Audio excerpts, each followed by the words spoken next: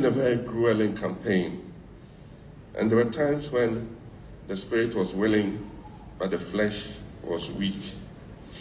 There were mornings when getting out of bed was quite a struggle because we had just come back from campaigning at about 3 a.m. and by 8 a.m. they were asking you to get up and hit the road again. And yet, when I managed to get out of bed and stood under the shower, it was as if God was washing all the fatigue away. I stepped out of the shower and God had given me a renewed energy for that day to start that day. And so I thank him for seeing us through, for giving me the energy to go through this campaign, and to thank him for making us do it safely. We suffered no casualty. We had no accident. If you consider that we visited every part of this country, every single constituency, and we were on the move continuously for weeks on end, driving thousands of kilometers, and yet there was no casualty, no accident. We thank God. But I want to say the easy part is over.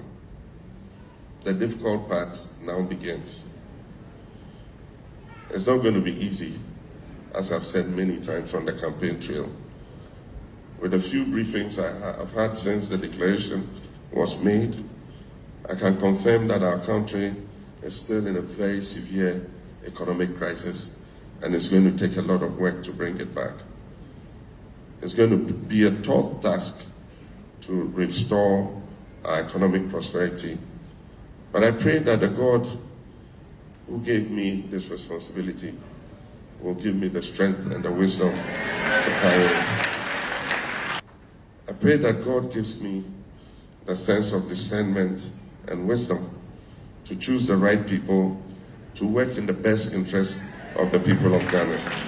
God's favor is still on our dear country, Ghana, and I know he will not forsake us. And as Reverend Tete preached this morning, he said we must learn to give thanks in all things. And he gave us the breakdown of what the benefits of thanks are. And that is why I've announced that when I become president, I'll institute a National Day of Prayer and Thanksgiving every year.